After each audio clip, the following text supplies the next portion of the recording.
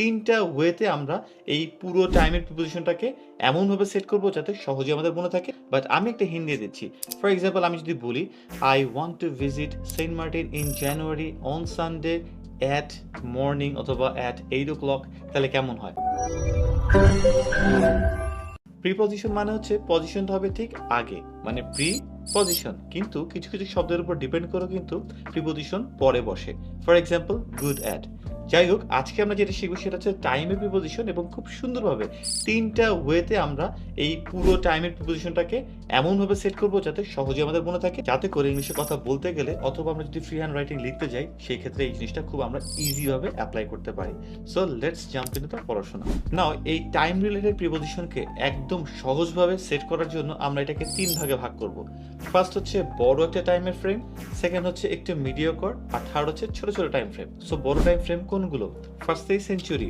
Century মানে কি অবশ্যই লিখে জানাবেন। এরপরে ডিকেইড। ডিকেইড মানে কি সেটাও লিখে জানাবেন। ইয়ার আমরা সবাই জানি।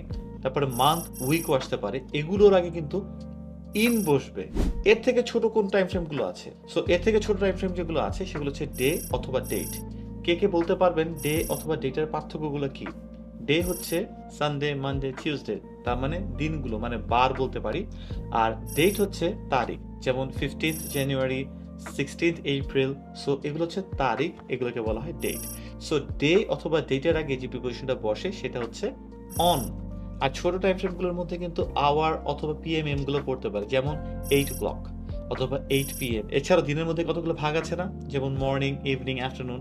সো এগুলোর আগেও কিন্তু অ্যাট বসবে। তবে এখানে একটা এক্সেপশন আছে, এই পার্ট অফ দ্য ডে এর আগে যদি দা বসে তাহলে কিন্তু তার আগে ইন বসবে, তখন আর অ্যাট হবে না। ফর এক্সাম্পল অ্যাট মর্নিং কিন্তু in the morning, at evening কিন্তু in the evening, at afternoon কিন্তু ইন দি আফটারনুন।